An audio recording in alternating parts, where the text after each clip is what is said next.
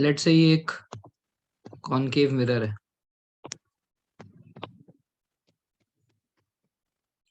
ठीक है। ये हमारा सेंटर ऑफ कर्वेचर, ये हमारा फोकस।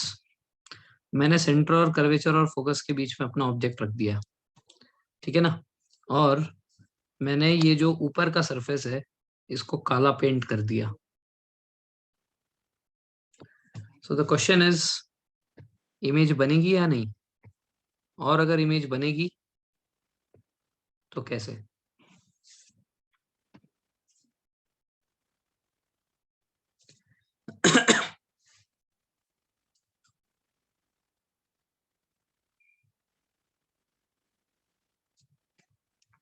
इमेज फॉर्म होगी, यस या नो?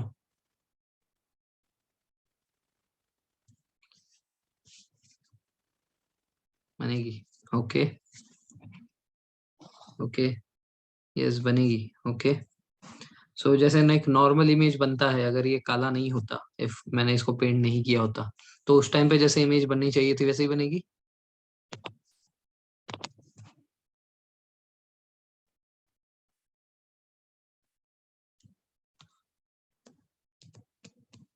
फिर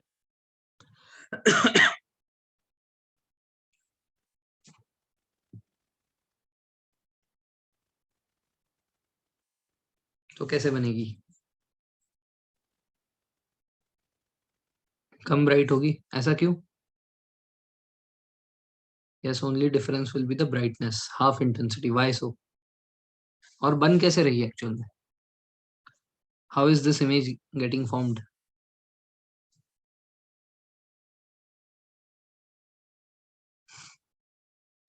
कोई बोलना चाहेगा? हम आपको अनम्यूट करने की अनुमति देते हैं। Anyone wants to speak out the answer? Black absorbs light, same बन रही है जैसे the upper part is not use, नीचे से रिफ्लेक्शन हो रहा है ना। तो बताओ, थोड़ा अनम्यूट करो, थोड़ा एक्सप्लेन करो, नहीं समझ में आया मेरे को।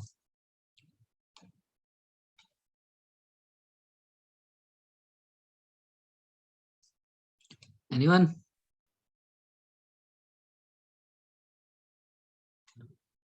पीसी में नो माइक, ओहो। चलो कोई बात नहीं, बताते हैं। देखो एक्चुअल में क्या है कि हम लोगों को इमेज फॉर्म करने के लिए सिर्फ दो रेस को मीट करना होता है, इसलिए हम लोग कोई दो रूल यूज करते हैं। लेट्स से कि ये हमारा सी है, ये हमारा एफ है, तो हमने ऑब्जेक्ट को इधर रखा। सो पहला तो हमने ऐसे स्ट्रेट पास किया और उसको हमने एफ से पास कर दिया, ग्रेट। दूसरा हमने एफ से पास किया और उसके बाद ये सीधा हो गया।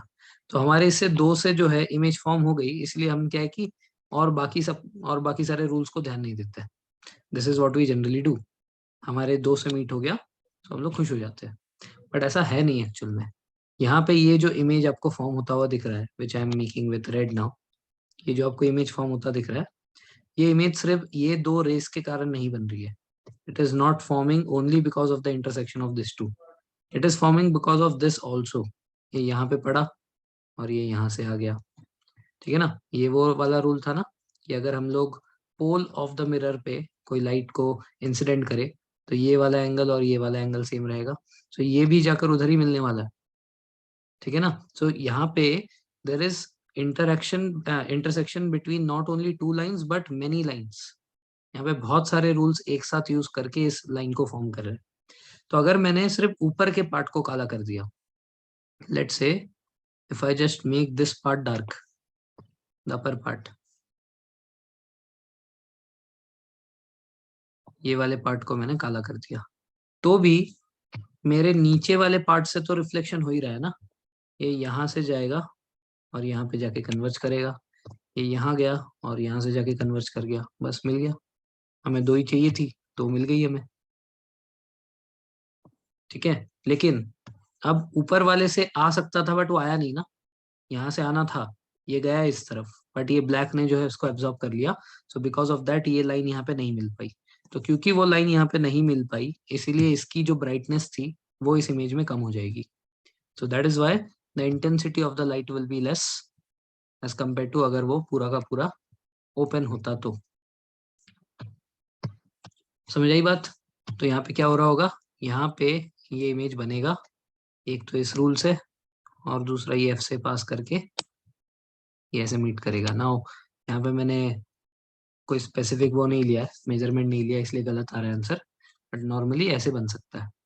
ठीक है ना। तो यहाँ पे और क्या होना चाहिए था, ये भी जाकर इधर मर्ज करना चाहिए था, बट ये वाला नहीं जा पा रहा है, इसके वजह से इसकी ब्राइटनेस कम हो जाएगी।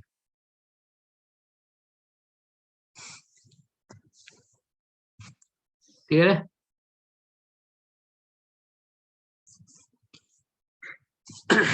Okay, so now we'll start with refraction of light.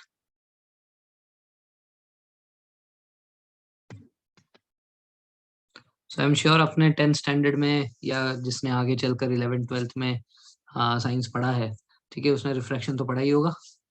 So what is the meaning of refraction?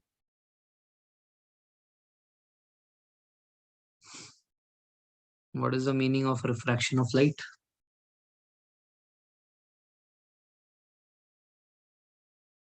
Bending of light ray. Very good. Very good. Deviation of light rays या bending of light rays, very good. So अगर साफ साफ शब्दों में पूछा जाए कि refraction का मतलब क्या होता है, तो हम लोग यही लिखेंगे कि bending of light takes place.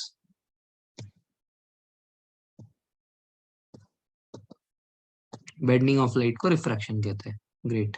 तो अब ये जो बेंडिंग ऑफ लाइट हुई, इसका कारण क्या है? What is the reason for this bending?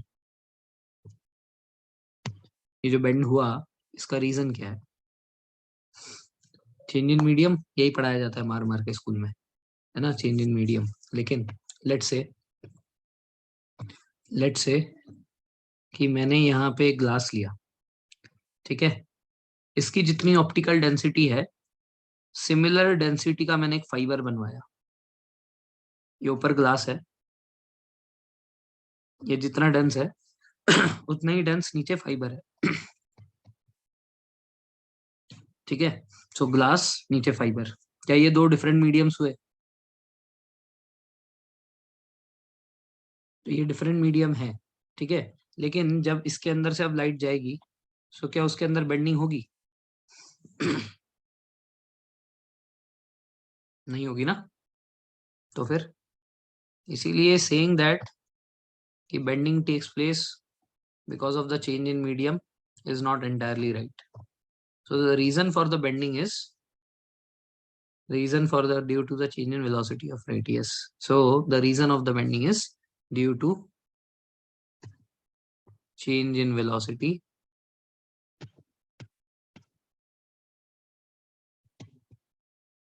when it travels from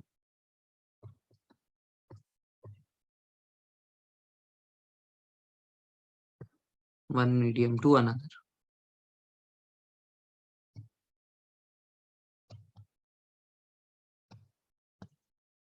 इसका मतलब सिर्फ मीडियम का चेंज होना ही जरूरी नहीं है, वेलोसिटी में चेंज होना जरूरी है। अगर यहाँ पे हम लोग एयर ले ले, एक मीडियम, और दूसरा मीडियम जो है ये हमारा ग्लास हो जाए। अब अगर लाइट एयर से ग्लास में जा रही है, so is there a change in velocity? Yes, definitely. So air में जो वेलोसिटी ऑफ लाइट होती है वो होती है 3 × 10⁸ मीटर्स पर सेकेंड, और जो ग्लास में होती है वो होती है 2 × 10⁸ मीटर्स पर सेकेंड। सो अब चेंज इन वेलोसिटी हुआ। Is there a change in velocity? yes, so now the light will bend. So this bending of light is called as refraction. So what is refraction? Refraction is nothing but the bending of light. Why does the bending of light takes place? Because of the change in the velocity of light when it travels from one medium to another. I hope this is clear. Okay, great.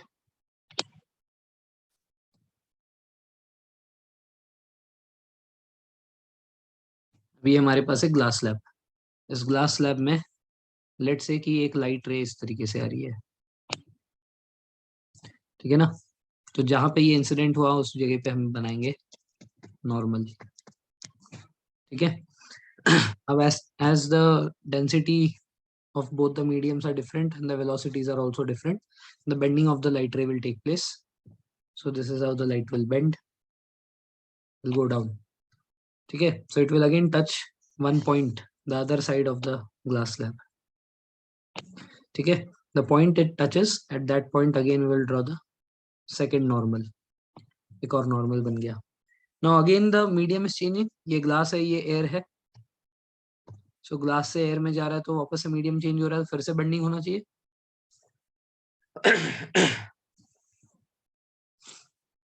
Okay, सो यहाँ पे bending होगा तो कुछ ऐसा होगा. ठीक है ना. अब ये था हमारा इंसिडेंट रे, और ये जो एंगल था यहाँ पे, ये था हमारा एंगल ऑफ इंसिडेंस. यहाँ पे जो मुड़ने को बोलते हैं refraction, hence is called as angle of refraction. यहाँ पे भी मुड़ रहा है, this is also angle of refraction r. क्या ये एंगल और ये एंगल सेम होंगे? Will this two angle be same? Why so?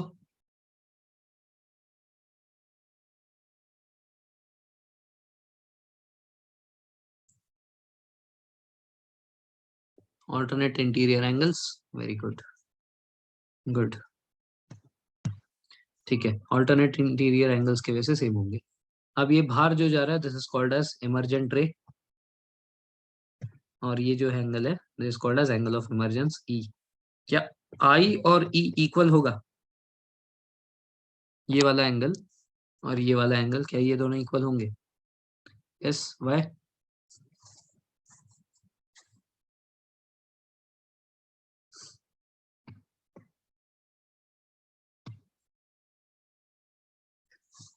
Geometry के हिसाब से क्यों? ये दोनों पैरेलल लाइंस है, तो पैरेलल लाइन पे जब भी ऐसे ऑल्टरनेट एंगल्स बनते हैं, क्या वो सेम होता है? ये लाइन और ये लाइन पैरेलल है, तो पैरेलल लाइन पे ऑल्टरनेट इंटीरियर एंगल तो ये वाला था. ठीक है, ये बाहर वाले का क्या रीजन है? ये अब इंटीरियर नहीं है. ये दो पैरेलल लाइंस है, कोई पैरेलल लाइन पे जब ऐसे ऑल्टरनेट एंगल्स हो ऑपोजिट साइड में, तो फिर उसका एंगल हमेशा सेम होता है. ठीक है, तो खैर ज्योमेट्री तो अपने को आएगा नहीं. Yes, vertically opposite angles, VOA.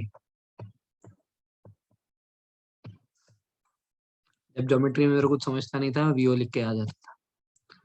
ठीक है, Q इक्वल है VOA. ठीक है, चलो. सो ये हो गया इंसिडेंट रे, ये हो गया रिफ्रैक्टेड रे, और ये हो गया इमर्जेंट रे. तो यहाँ पे क्या क्या सेम है? अंदर के दोनों एंगल ऑफ रिफ्रैक्शन जो है वो सेम है, और जो इंसिडेंट एंगल था और जो इमर्जेंट एंगल था, ये दोनों भी सेम है. So angle of i is equal to angle of e. ठीक है, बट क्या ऐसा भी है, क्या आई और आर, क्या ये दोनों भी इक्वल है? Are this two equal? No. Obvious सी बात है ना, यहाँ पे बेंड हो रहा है वो. अगर ये बेंड नहीं हो रहा होता, ये अगर ऐसे सीधे चले जाता, तो ये दोनों एंगल सेम हो जाते.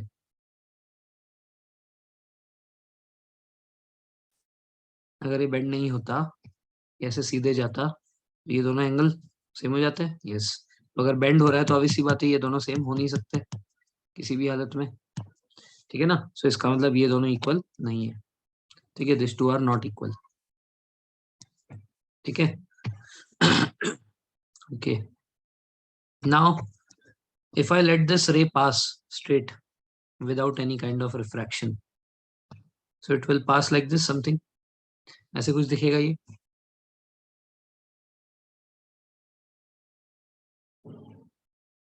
अब जो हमारा इमर्जेंट रे है और ये जो डॉटेड रे मैंने बनाया है, ये दोनों कैसे अपीयर हो रहे हैं? How are they appearing to be? They appear to be parallel. तो इसके बीच का जो डिस्टेंस है, ये हमेशा ही आगे भी सेम रहेगा. इनके बीच का जो डिस्टेंस है, it is going to remain same आगे भी. Yes. So what is this called? This called as lateral displacement.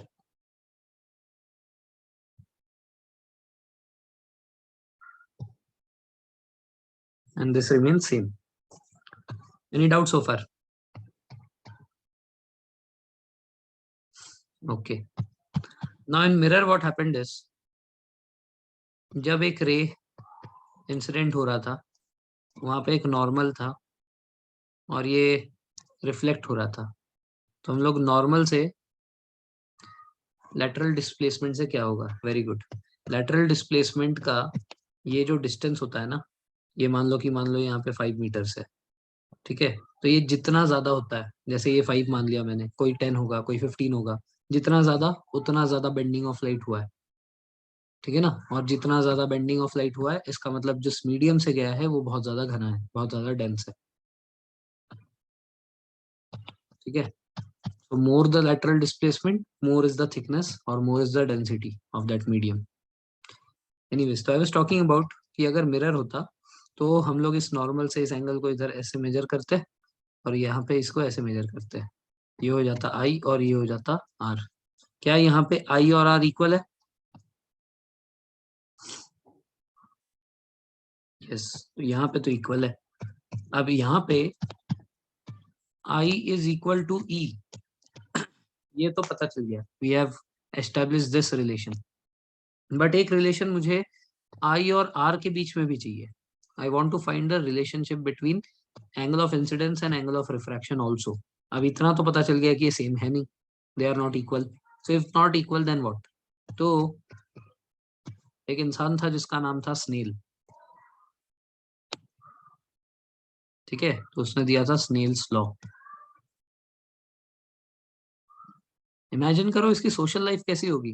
इसके क्लास के बच्चे बोलते होंगे ना, देखो देखो स्नेल जा रहा है। कैसा लगता होगा इसको?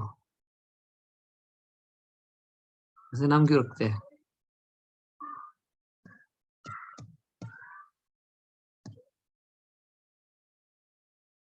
पढ़ाई में स्नेल नहीं था पर तो इसने एक रिलेशन दिया था, sine i upon sine r is equal to constant. होना चाहिए था। ओके, तो स्नेल्स लॉ क्या था? Sine i upon sine r is equal to constant. अब what is the meaning of this? Meaning is that अगर मैं आपको ऐसे कुछ रेशियोज दूं, 15/30, ठीक है, 3/6, 2/4, 8/16, इन सब का आंसर क्या आएगा? सारे के सारे 1/2 आएंगे। इसको काट के ये 1/2 हो जाएगा, इसको काट के ये भी 1/2 हो जाएगा, सारे के सारे 1/2 हो जाएंगे। Yes, good. इसका मतलब if I have different numbers also, but काटने के बाद उसका रेशियो सेम हो सकता है ना। If I have different pair of numbers, yet after क्या बोलते हैं इसको, सिंप्लीफाई करने के बाद जो शॉर्टेस्ट नंबर बचेगा वो कॉमन हो सकता है ना सब में, है ना। बस यही चीज यहाँ पे है। यहाँ पे ये है बोला है कि हमारा एंगल ऑफ इंसिडेंस कुछ भी एंगल हो सकता है। मान लो कभी ये हो जाएगा 30, तो अगर ये 30 है, नहीं लेट्स से ये 45 है, लेट्स से दिस इज 45, ठीक है। सो अगर ये 45 है तो obviously बात है ये 45 से कम होगा, क्योंकि ये एंगल 45 होने वाला था, ये 45 से कम होगा ना। सो लेट्स से दिस इज 30। अगर ये 30 है तो ये भी चेंज हो जाएगा, लेट्स से दिस इज 20, है ना। तो अगर ये नंबर्स चेंज होंगे, मतलब एंगल ऑफ इंसिडेंस के, तो एंगल ऑफ रिफ्रैक्शन के भी चेंज होंगे। तो अगर इसको हम लोग यहाँ पे ले आए, sine of angle of incidence upon sine of angle of refraction, तो दो अलग अलग जब नंबर्स कटेंगे, उनका जो वैल्यू आएगा वो हमेशा कांस्टेंट आएगा, ठीक है ना। इसका मतलब for example sine 45 upon sine 30 से जो भी वैल्यू आ रहा है, फॉर एग्जांपल मान लो कि इसकी वैल्यू है हाफ, मान लो, ठीक है। उसी तरह लेट से अगर मैंने इसको साइन 30 कर दिया और इसको साइन 20 कर दिया, तो इसका भी वैल्यू 1/2 ही आएगा। इसका मतलब ये कि अगर मैं इसको और बढ़ा दूं, इसको मैं मान लो 60 कर दिया और ये साइन 45 हो गया, तो ये भी कट के इतना ही आ जाना चाहिए। दिस इज व्हाट ही मेंट कि डिफरेंट डिफरेंट वैल्यूज हम लोग एंगल ऑफ इंसिडेंस और रिफ्रैक्शन के लिए, ठीक है, तो उसको काट के जो आंसर आएगा वो हमारा कांस्टेंट आना चाहिए, ठीक है। नाउ प्रॉब्लम ये है कि यहाँ पे साइन का एंगल चाहिए हमें। सिंपल से सिर्फ एंगल ऑफ इंसिडेंस मतलब 30 डिग्रीज नहीं लगा सकते हो, हमें चाहिए साइन का 30 डिग्रीज। तो इसके लिए आपने 10th स्टैंडर्ड में एक ट्रिग्नोमेट्री का टेबल पढ़ा होगा, याद आ रहा है ऐसा कुछ? पहले साइन, फिर नीचे कॉस, फिर टैन, याद आ रहा है? इसमें 0,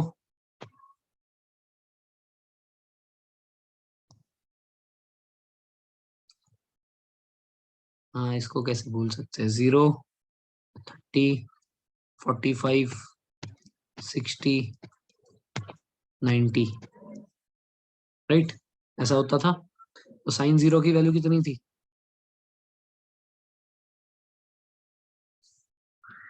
0। साइन 30 की वैल्यू हाफ, 45, 1/√2, 60, √3/2 और 90, 1। ऐसे ही फिजिक्स में कॉस का भी वैल्यू लगता है। तो कॉस 0, 1। बेसिकली पूरा टेबल उल्टा कर दे, जो साइन में लिखा है उसको पूरा उल्टा कर दे, हो जाएगा। यस, ये हो जाएगा √3/2, ये हो जाएगा 1/√2, ये हो जाएगा 1/2 और ये हो जाएगा 0। tan निकालने के लिए क्या होता है? अच्छा बताओ, हाँ sine upon cos, very good. तो 0/0, 0, ठीक है। चलो खैर अपने को चाहिए नहीं। हमें एक साइन चाहिए होता है, कॉस चाहिए होता है, फिलहाल के लिए तो अपने को सिर्फ साइन ही चाहिए, ठीक है। फिलहाल के लिए वी रिक्वायर ओनली साइन। तो sine i upon sine r is equal to constant. So let's say कि we are given this value sine 45 upon sine 30। तो क्या इससे हम लोग आंसर निकाल सकते हैं?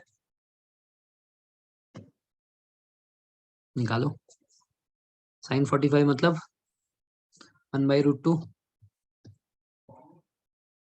अपॉन साइन 30 मतलब 1/2।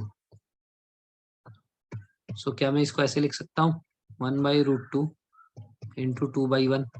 ये जब ऊपर जाएगा तो ये चेंज हो जाएगा ऐसे, right. So this will become 2/√2। अब क्या करें, what to do after this? इस 2 को हम लोग √2 इंटू √2 लिख सकते हैं।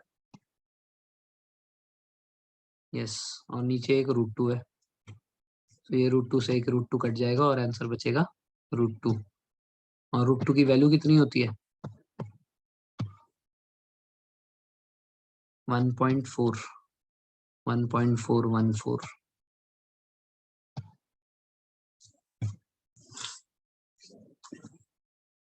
यस, ठीक है। Any doubts here?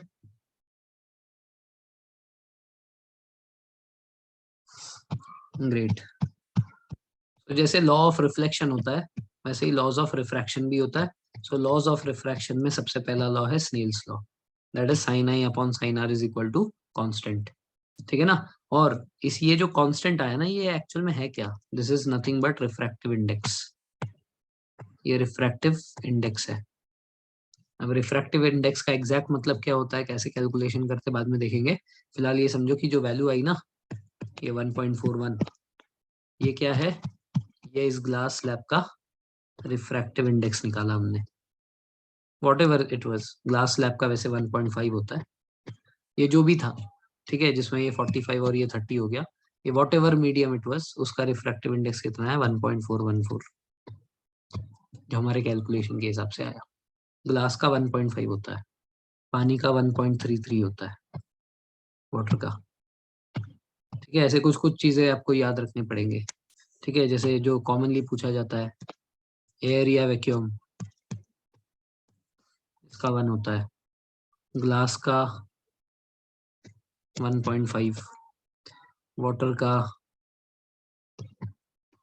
1.33, ठीक है। उसके बाद डायमंड का 2.42, ठीक है। केरोसिन का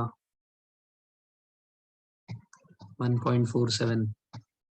देखो 4-5 है जो आपको याद होने चाहिए, रिफ्रैक्टिव इंडेक्सेस। ठीक है, so far so good. Any doubt so far? Now what do you mean by refractive index? अच्छा, वैसे तो दो लॉज है, ठीक है ना, रिफ्रैक्टिव इंडेक्स के दो लॉज है।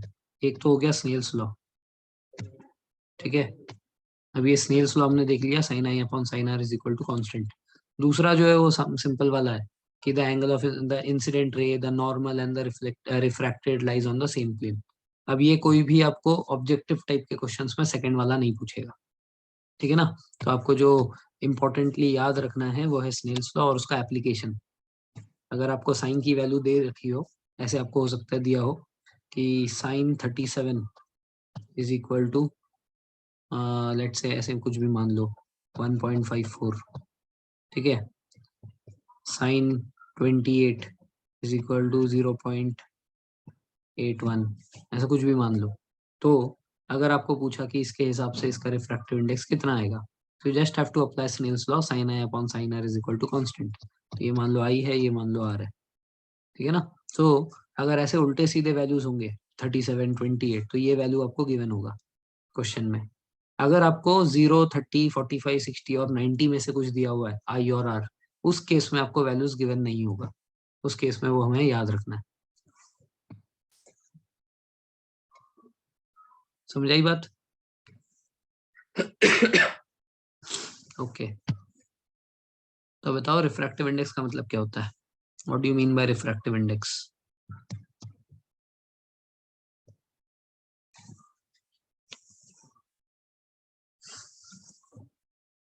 Ability to bend light, not exactly, change in direction of light. Refractive index, refractive index of air क्या है?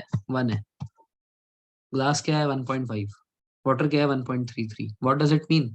इट मीन्स कि एयर के कंपैरिजन में ये कितने ज्यादा थिक है, ठीक है ना। तो एयर के कंपैरिजन में velocity of air in medium one with respect to, नहीं वो तो रिफ्रैक्टिव इंडेक्स का फॉर्मूला बता रही हूँ, मैं पूछ रहा हूँ कि रिफ्रैक्टिव इंडेक्स का मतलब क्या होता है, ठीक है। सो रिफ्रैक्टिव इंडेक्स का मतलब क्या है, what is the meaning of this? जो भी नंबर आएगा ना हमारे पास 1.5 1.33, उसका मतलब क्या है? इसका मतलब है कि एयर के कंपैरिजन में, मेजर ऑफ बेंडिंग लाइट वही तो कह रहा हूँ, वो नहीं है, ठीक है। एयर के कंपैरिजन में ये कितने ज्यादा, कितने टाइम्स थिकर है, how much optically denser are they in comparison to air या वैक्यूम, ठीक है ना। इसीलिए क्या है कि एयर या वैक्यूम का एब्सोल्यूट नंबर 1 लिया हुआ है, ठीक है। सो ग्लास 1.5 है, वाटर 1.33 है, डायमंड 2.42 है, केरोसिन 1.47 है। सो ये है एयर और वैक्यूम के रिस्पेक्ट में इनकी ऑप्टिकल डेंसिटी, ये इतने इतने टाइम ज्यादा है। समझाई बात? Yes. अब ये रिफ्रैक्टिव इंडेक्स जो है ये निकालेंगे कैसे? How do we calculate this refractive index? So there are multiple formulas for that, ठीक है ना। तो सबसे पहले तो ये समझो कि जब भी हम लोग रिफ्रैक्टिव इंडेक्स कैलकुलेट करेंगे तो कितने मीडियम होंगे? How many mediums will be there? दो मीडियम होंगे। अब आंसर जो आएगा रिफ्रैक्टिव इंडेक्स का वो तो एक ही आएगा ना, जैसे 1.5। अब मीडियम 1 भी है, मीडियम 2 भी है, ठीक है ना। तो वो जो रिफ्रैक्टिव इंडेक्स है वो मीडियम 1 का है या मीडियम 2 का है, कैसे पता करेंगे? How do we come to know कि the answer of refractive index value that we got is of medium 1 और मीडियम 2? देखो ये ना, एज अ स्टूडेंट जब मैं था तो मेरे को ये सारे डाउट्स थे, यार आंसर तो एक आ रहा है और यहाँ पे मीडियम 2 है, तो ये रिफ्रैक्टिव इंडेक्स कौन से मीडियम का है? सो that is how I teach, ठीक है। जो न्यूमरेटर में होगा उसका ऐसा ऐसा थोड़ी होता है। देखो, हमेशा याद रखना, जिससे लाइट आ रही है, जिससे लाइट आ रही है, चलो इसको मैंने मान लिया फिलहाल 1, और जिसके अंदर घुसी उसके अंदर, उसको मैंने मान लिया 2। जिसके अंदर लाइट एंटर कर रही है ना, अभी किसके अंदर एंटर कर रही है? 2 के अंदर एंटर कर रही है। सो जो आंसर आएगा ना रिफ्रैक्टिव इंडेक्स का, वो 2 का आएगा। मतलब लाइट जहां से ट्रेवल करके आ रही है वो हमेशा विथ रिस्पेक्ट टू होगा, और जिसके अंदर एंटर करेगी रिफ्रैक्टिव इंडेक्स उस चीज का होगा। So I will say that I am finding refractive index of 2, ठीक है, क्योंकि ये लाइट अभी 2 के अंदर एंटर हुई है। I am finding refractive index of medium 2 with respect to medium 1, ठीक है ना। Yes, medium 2 with respect to medium 1। तो हमेशा ऐसा नहीं होता है, this will not always be like this. अब मैंने यहाँ पे एयर को अपना 1 मान चुका हूं मैं, और यहाँ पे मैं ग्लास को 2 मान चुका हूँ। अब लेकिन ये जब यहाँ से बाहर निकलेगा, तो अब कहाँ से कहाँ जा रहा है? अब 2 से 1 जा रहा है ना। Now it is going from 2 to 1, right. अब जो आंसर आएगा, that will be refractive index of medium 1 with respect to medium 2। समझ आ रही बात? अब जो रिफ्रैक्टिव इंडेक्स कैलकुलेट होगा वो होगा 1 का विथ रिस्पेक्ट टू 2। तो जिसके अंदर लाइट एंटर कर रही है हमेशा रिफ्रैक्टिव इंडेक्स उसका निकाला जाता है, सिंपल। और जिससे आ रही है उसके रिस्पेक्ट में निकाला जाता है। Any doubt so far? Okay, now how is it expressed? इसको एक्सप्रेस कैसे करते हैं? सो रिफ्रैक्टिव इंडेक्स को एक्सप्रेस करने के लिए जो सिंबल होता है वो होता है n. N is the symbol use to express refractive index. अब रिफ्रैक्टिव इंडेक्स को एक्सप्रेस करने के 3 तरीके होते हैं। रिफ्रैक्टिव इंडेक्स किसका निकाल रहे हैं? सेकेंड मीडियम का with respect to first medium. तो एक होता है ये तरीका इसको एक्सप्रेस करने का। तो जो आपने इसके एन के जस्ट साइड में जो लिख रखा है इसका हम लोग निकाल रहे हैं, और उसके जस्ट पीछे जो लिख रखा है उसके रिस्पेक्ट में निकाल रहे हैं। तो is first method of expressing refractive index. Second method almost same है, 2 तो उधर ही रहेगा, ये 1 ऊपर चले जाता है। तो this is also another method, refractive index of medium 2 with respect to medium 1। ये एक तरीका है। एक और तरीका है refractive index of medium 2 with respect to medium 1। ये सारे के सारे सेम ही है, it all means the same. ठीक है। सो एनसीईआरटी में ये वाला दिया हुआ है, पहला वाला, this what is given in NCERT. And कोई भी यूपीएससी एग्जाम या कोई भी ऐसे कॉम्पिटेटिव एग्जाम हमेशा एनसीईआरटी फॉलो करता है। तो that is why you will generally find this. But any other exam you are appearing for, ठीक है ना, जो कि हो सकता है स्टेट का हो, ऐसा कुछ हो, जैसे एमएचसीईटी हो गया या ऐसा कुछ हो गया, तो in that you might find any of these also. National level exams में एनसीईआरटी फॉलो होगा, वो ये आएगा। क्लियर? ओके, चलिए आगे बढ़ते हैं। सो अब रिफ्रैक्टिव इंडेक्स फाइंड करने के क्या क्या ऑप्शंस हैं? There are 4 different types by which you can find the refractive index. Now all these types will depend on कि आपके पास क्या क्या दिया हुआ है, what is given to you. So if let's say you are given only the incident ray, incident angle and the refraction angle, ये angle और ये एंगल आपको पता है, आई पता है, आर पता है, ठीक है ना, और कुछ नहीं पता, तो आप किससे निकाल सकते हो? by using Snell's law, that is sin I upon sin r। ये मेथड से जो है आप निकालोगे, अगर आपको एंगल ऑफ इंसिडेंस और एंगल ऑफ रिफ्रैक्शन पता हो तो, ठीक है ना। So this is how you can find out the refractive index of medium 2 with respect to medium 1, right. Next, अगर आपको वेलोसिटीज गिवन हो, if you are given the velocities, let's say light is coming from air having velocity of 3 into 10 raised to 8 meters per second and it is entering glass having refractive index 2 into, ये क्या बोलते हैं, velocity 2 into 10 raised to 8 meters per second। ठीक है, तो इसकी velocity 2 into 10 raised to 8 थी, इसकी वेलोसिटी 2 into 10 raised to 8 थी, ये 3 है, ये 2 है, ठीक है। तो there is a change in medium, हाँ वेलोसिटीज, ठीक है। सो इस केस में हम लोग कैसे करें? तो इस केस में जिसका रिफ्रैक्टिव इंडेक्स निकाल रहे हो, 2 का निकाल रहे हैं, वो रहेगा नीचे, ठीक है। और किसके रिस्पेक्ट में निकाल रहे हो? 1 के रिस्पेक्ट में, वो जाएगा ऊपर, ठीक है। तो इसका मतलब अभी के एग्जाम्पल के हिसाब से velocity of air should be ऊपर 3 into 10 raised to 8 मीटर पर सेकेंड, और वेलोसिटी ऑफ ग्लास जो है वो शुड बी नीचे 2 into 10 raised to 8 मीटर पर सेकेंड, ठीक है। सो अब जो भी है ये 10 raised to 8 10 raised to 8 cut जाएगा, है ना, और ये 3/2 3/2 मतलब होता है 1.5। क्या यूनिट होगा इधर? What should be the unit?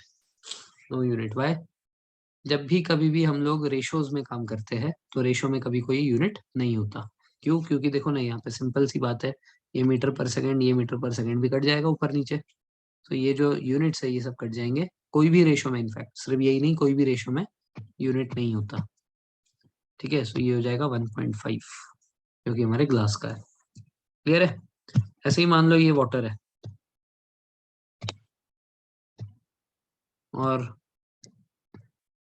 Water में जो वेलोसिटी ऑफ लाइट होती है वो होती है 2.25 इंटू 10⁸ ठीक है। So what will be the refractive index of water, ये निकालो।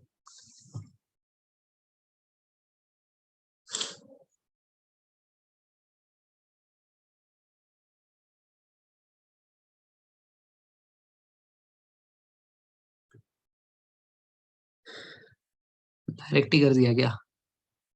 अच्छा अभी तो बताया था,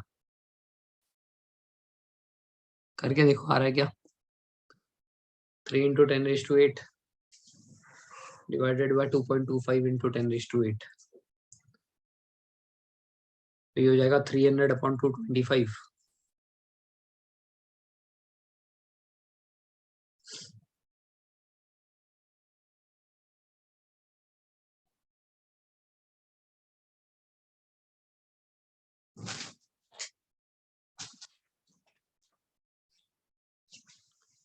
आ गया सबका?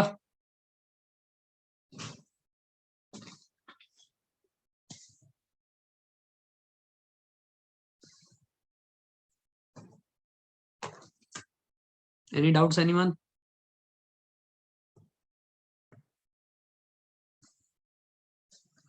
ओके, तो अभी हमने दो तरीके देख लिए, sine i upon sine r is equal to V1 upon V2।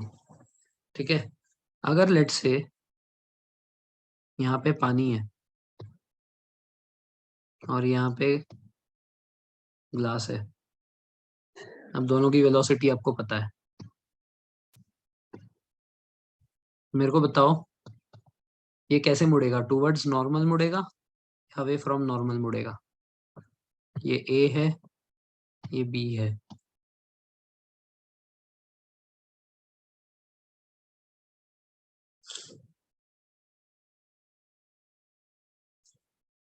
Towards क्यों?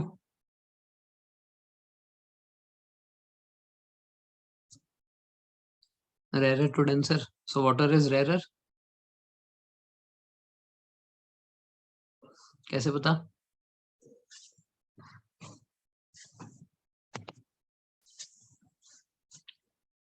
कैसे पता वाटर रेरर है? लिक्विड है इसलिए? ऐसा थोड़ी होता है। Less refractive index, yes. One, speed, ये भी एक है। ठीक है, अब देखो कंपैरिजन, देखो इसका थोड़ा सा दिमाग भी लगाओ।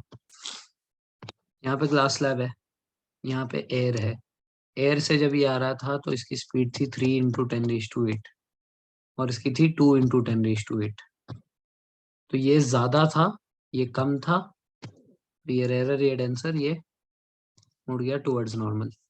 सिमिलरली ये 2.25 है इंटू 10⁸ और ये 2 है, ये ज्यादा है, ये कम है, इसका मतलब ये रेरर है, ये डेंसर है, इसलिए टुवर्ड्स नॉर्मल आएगा, अब ये नहीं। अब इसका रिफ्रैक्टिव इंडेक्स निकाल सकते हैं। ये रिफ्रैक्टिव इंडेक्स क्या हो जाएगा, refractive index of glass with respect to water. क्या करना है बताओ, what should be the formula? ऊपर क्या लिखूं?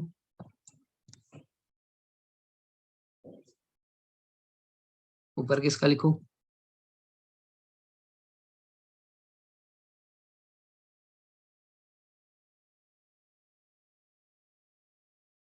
अरे हम लोग वेलोसिटी से कर रहे हैं, ऊपर वाटर, नीचे ग्लास।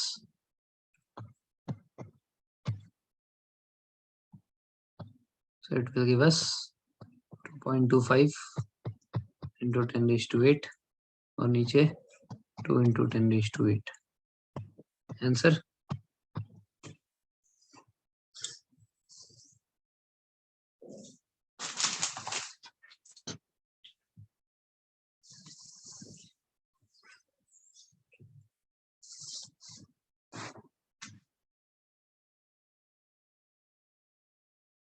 यस, 1.125। ठीक है ना? Any doubt? ओके, सो ये हो गया हमारा दूसरा मेथड और दूसरा क्वेश्चन।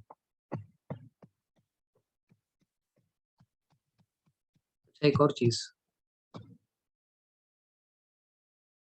ये ग्लास है, इसमें अब एयर से आई थी लाइट, इसके अंदर एंटर की थी, तो हमने रिफ्रैक्टिव इंडेक्स निकाल लिया था 1.5। ठीक है ना? एक बार उल्टा करके देखते हैं। ये ग्लास से जा रहा है और ये एयर में जा रहा है अब। ठीक है ना? So from glass it is getting into air. So अब रिफ्रैक्टिव इंडेक्स किसका निकलेगा? एयर का। So it will be n a g, air with respect to glass. Okay, so अब वेलोसिटी किसका कहाँ रहेगा?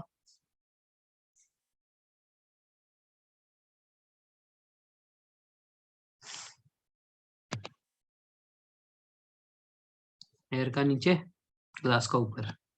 2 × 10⁸, 3 × 10⁸। सो बेसिकली 2/3, 0.66 होता है, राइट? ओके,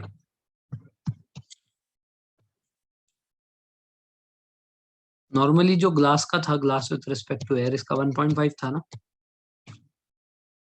1/1.5 का आंसर बताओ तो जरा। What is the answer of 1/1.5?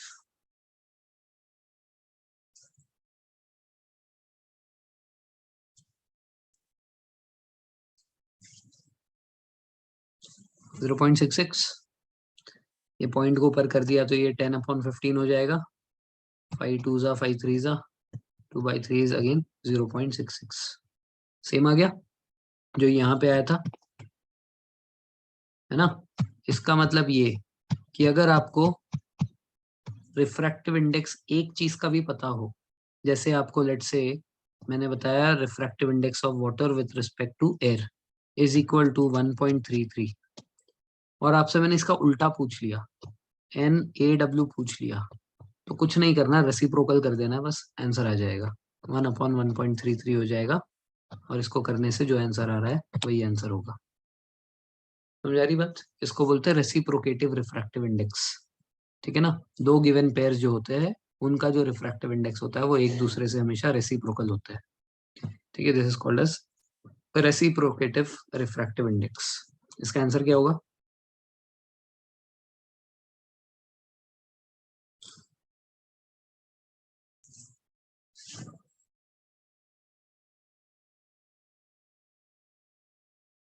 (0.75).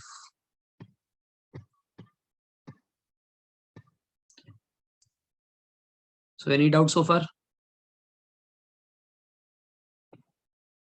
Great.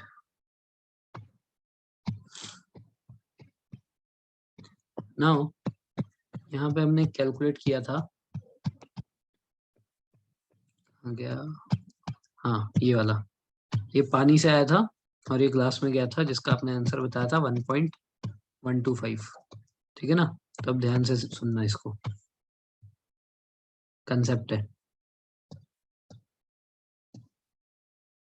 Absolute refractive index, relative refractive index. Absolute refractive index क्या होता है? एब्सोल्यूट रिफ्रैक्टिव इंडेक्स होता है जब हम लोग मीडियम टू, कुछ भी ले सकते हैं, ग्लास ले लो, ठीक है, वाटर ले लो, कुछ भी ले लो, बट उसका जो विथ रिस्पेक्ट टू होगा, मतलब जो मीडियम वन होगा, वो हमेशा एयर या तो वैक्यूम ही चाहिए।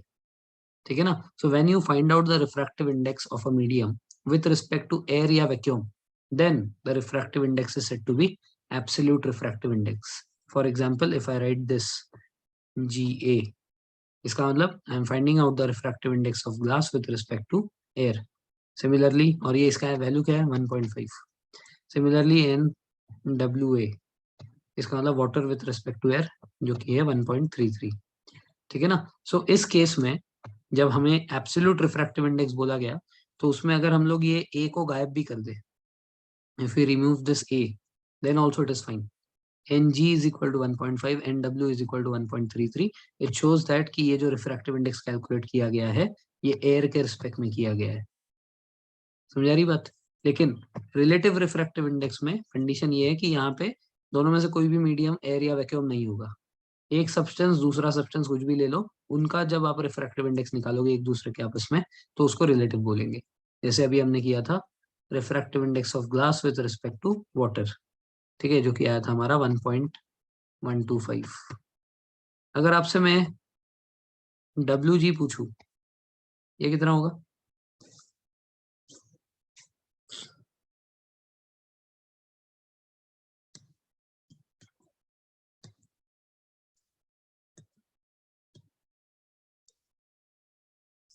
आंसर बताओ। पता है मेरे को वो 1/1 1.25 होगा, 125।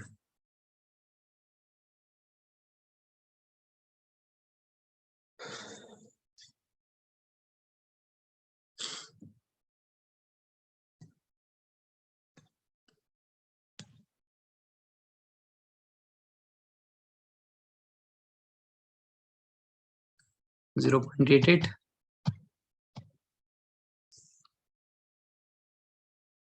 1 कैसे आएगा? यस, ठीक है, very good. Now let's say कि आपको वेलोसिटीज नहीं दी है। अब इस केस में क्या था, अभी जो आपने कैलकुलेट किया था इस केस में आपके पास दोनों की वेलोसिटी थी, इसकी वेलोसिटी भी है इसकी वेलोसिटी भी है। क्वेश्चन में वेलोसिटीज नहीं दिए, दे हैव नॉट मेंशन्ड। तो आपको पूछा है कि refractive index of water with respect to glass निकालो, लेकिन यू आर नॉट नोइंग कि इन दोनों की वेलोसिटीज क्या है। अभी तो मैंने आपको बता दिया तो आपको याद हो गया, अलग चीज है, बट आपको एग्जाम में नहीं दिया हुआ है, ठीक है। लेकिन आपको दिया हुआ है कि NW is equal to 1.3 and NG is equal to 1.5। तो क्या हम इन दोनों के मदद से भी रिफ्रैक्टिव इंडेक्स निकाल सकते हैं? Answer is yes. इन दोनों की मदद से भी refractive index, relative refractive index निकाला जा सकता है। तो रिलेटिव रिफ्रैक्टिव इंडेक्स निकालने के लिए जिसका निकाल रहे हो, ठीक है, जिसका निकाल रहे हो वो ऊपर रहेगा, ठीक है। तो ये यहाँ पे ना थोड़ा सा कंफ्यूजन हो जाता है लोगों को। इस फॉर्मूला में वेलोसिटीज में जिसका निकालना था वो नीचे था और जिसके रिस्पेक्ट में निकालना था वो ऊपर था। यहाँ पे ये फॉर्मूला उल्टा है, जिसका निकालना है उसका एब्सोल्यूट रिफ्रैक्टिव इंडेक्स ऊपर, जिसके रिस्पेक्ट में निकालना है उसका एब्सोल्यूट नीचे। सो this will be 1.3 upon 1.5। Answer बताओ।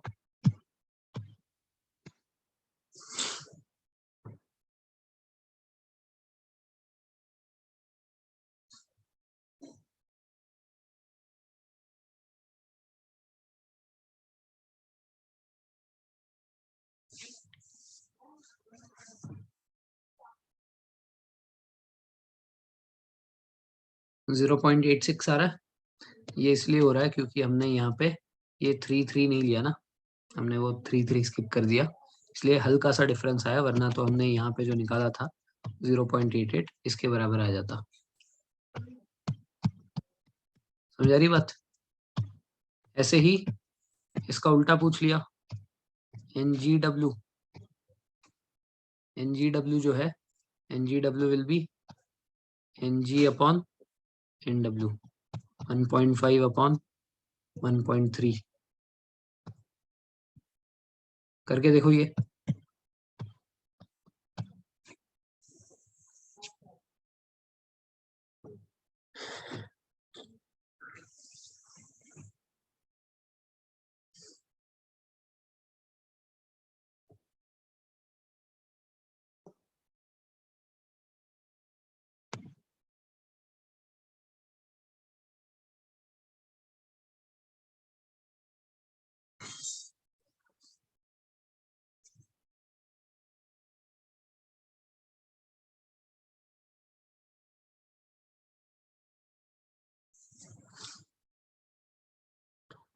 1.15 ऐसा कुछ आया, क्लोज टू दिस। ये 1.12 है, वो 1.15 है, थोड़ा बहुत इधर उधर है, बट मोर और less it is giving the same value, right. So that means there is another method of finding out the refractive index. ठीक है, so अभी तक हमने 3 मेथड सीखे. तीसरा क्या था? Absolute refractive index of 2 with respect to divided by absolute refractive index of medium 1. तो ये हो गए हमारे अब तक के 3 मेथड्स. ये 3 में किसी को कोई डाउट है?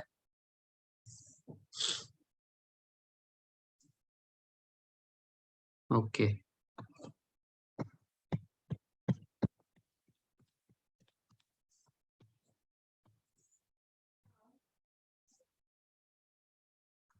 मेरे को बताओ, अगर मैं ग्लास स्लैब पे लाइट को ऐसे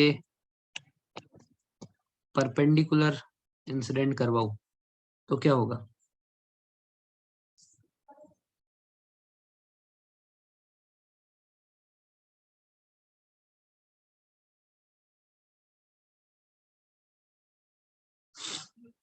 अगर मैं ऐसे एकदम परपेंडिकुलर इंसिडेंट करवाऊं तो क्या होगा? उसी लाइन पे पास हो जाएगा. मतलब will there be any kind of refraction?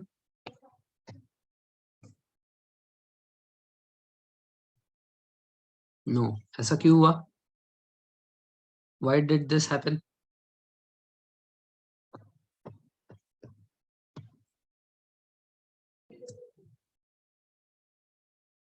इस केस में एंगल ऑफ इंसिडेंस क्या था?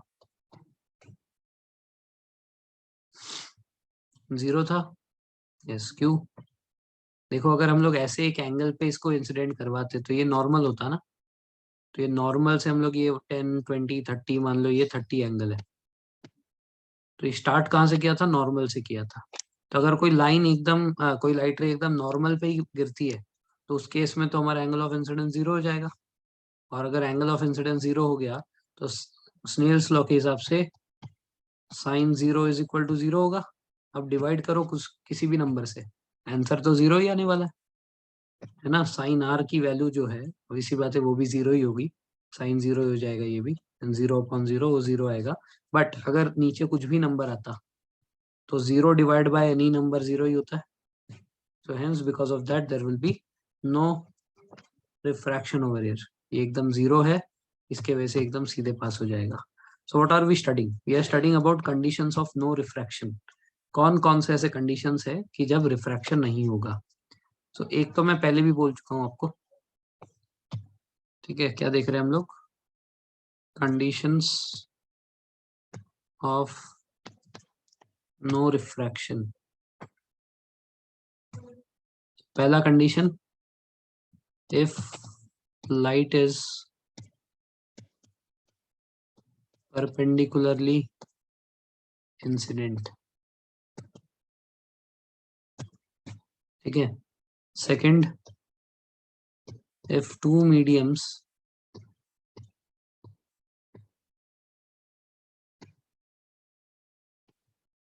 have same optical density.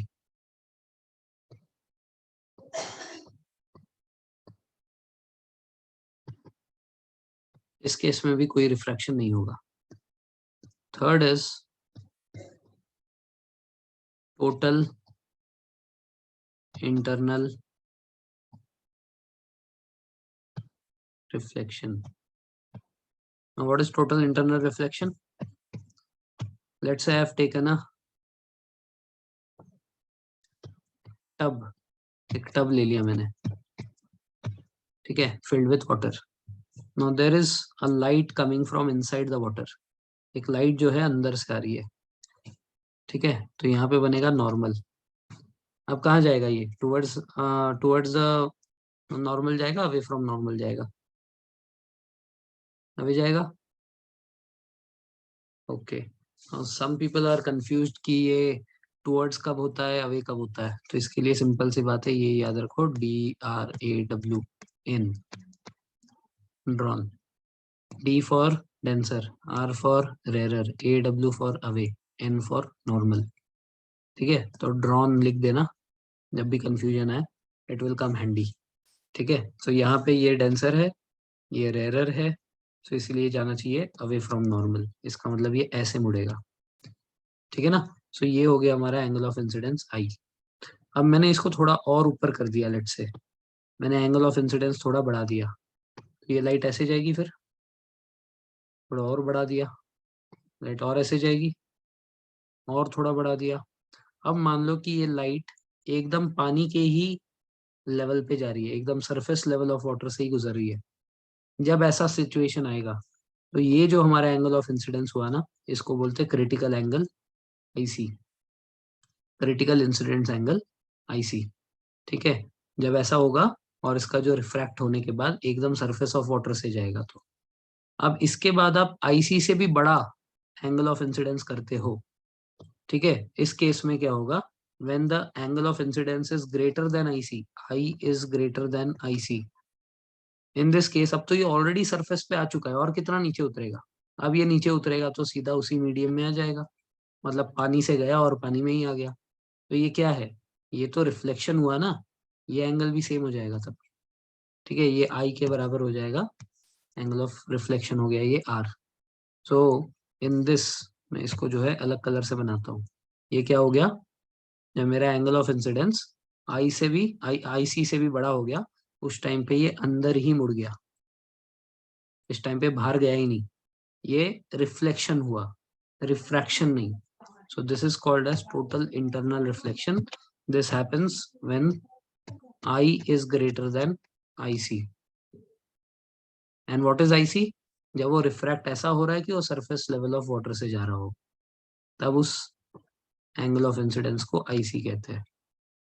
क्या ये बात समझ में आई।